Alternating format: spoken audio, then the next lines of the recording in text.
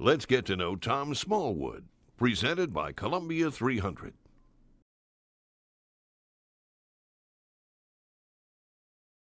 First, I started with my parents. They've been supportive my whole entire life. Played baseball as a kid. We never had a game, and I got into bowling probably 15 or 16. They were basically my first sponsor. We were never rich or well off. We always been middle class. And my parents supported me my whole entire life. And then I was very fortunate to meet my wife, which is a bowler. And if that wasn't the case, I'm sure I'd had to quit a long time ago. But she's been behind me 100% too. Our whole time together and this whole journey the last few years.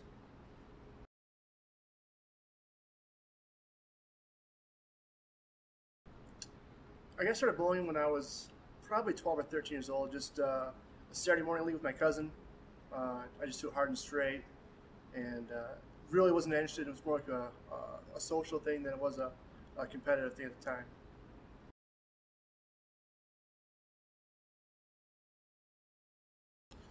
When I was 14 or 15 years old, some kids bowled in the league with me, the Saturday morning league. Were kind of threw it similar to what I do now, and they hooked it, and I threw it hard and straight and couldn't hook it with my thumb all the way in the ball. So realized in a hurry that it was much more fun to watch the ball hooked than it is to throw it hard at the head pin. So I started when I was 14 or 15 years old, and started originally no thumb, and now I'm half thumb in, and it gives me a little more control, so I know the ball's going a little more often.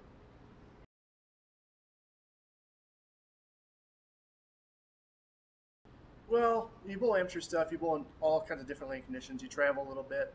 So, I mean, every time you go bowl somewhere where the lanes are a little different than you're used to, I think it helps you prepare you to the future, and it gives you little thoughts and tricks in your game.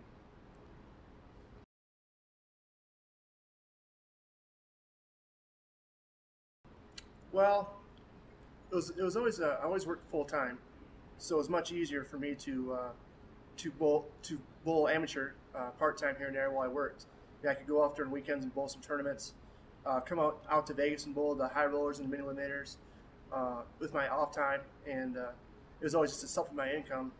I changed my well, obviously I changed my mind when I got laid off last year.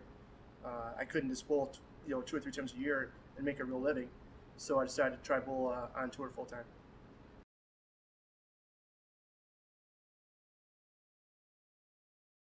Probably my biggest breakthrough event probably was like the Vera Papas. The Andy Vera Papas a few years ago, like 2001, 2002.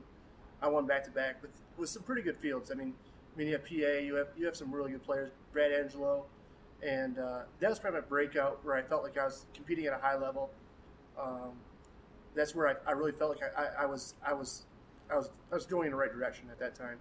Probably my worst was with a fellow bowler out here, Jason Belmonte, only a few years ago. Bowling the mini eliminator, pretty big tournament. I think we paid 30,000 for first, and going in the 10th frame was the final four.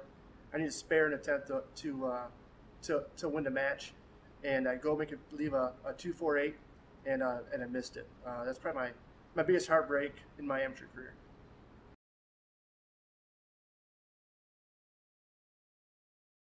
Uh, the bowling. I enjoy the bowling. That's why I'm out here. Um, I love the competition. This is what I live for. So the biggest thing for me is definitely the bowling.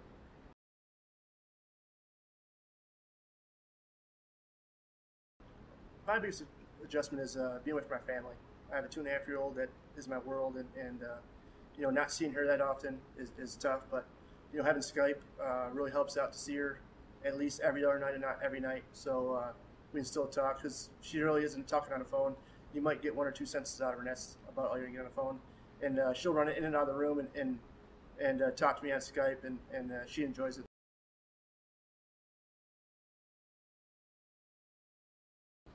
My biggest thing is I've been trying to square up a little better.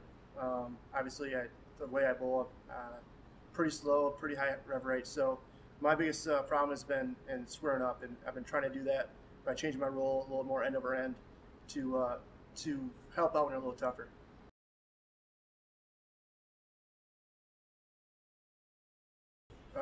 Surreal. It's what you dream about as a bowler. You know, you it's I've always dreamed about that. You go up there, hold that trophy on a Sunday afternoon on ESPN. Yeah, I think it's every bowler's dream, and still is when someone calls you, the PBA World Champion, it's still surreal to me to this day.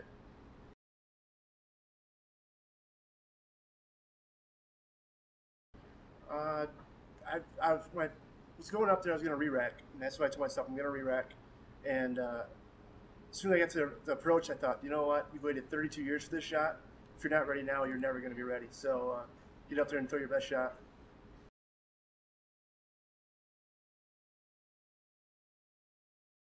Me personally, I don't have changed at all. I'm the same guy I was a year ago.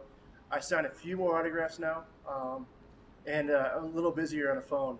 I do a few more interviews, talk to a few more people. My cell phone bill has definitely increased. That's probably the biggest change so far. It's kind of odd because I feel like I'm an ordinary guy, and I'm just like everybody else. So it's strange to me that everyone relates to the story, but it's been great. I talked to many great people, and it's been very, very good.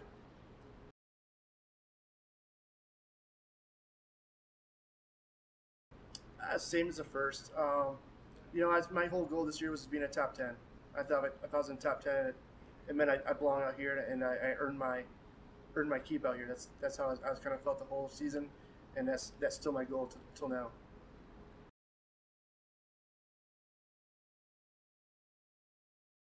I'd love to get in that winner's circle again. That was a pretty amazing feeling.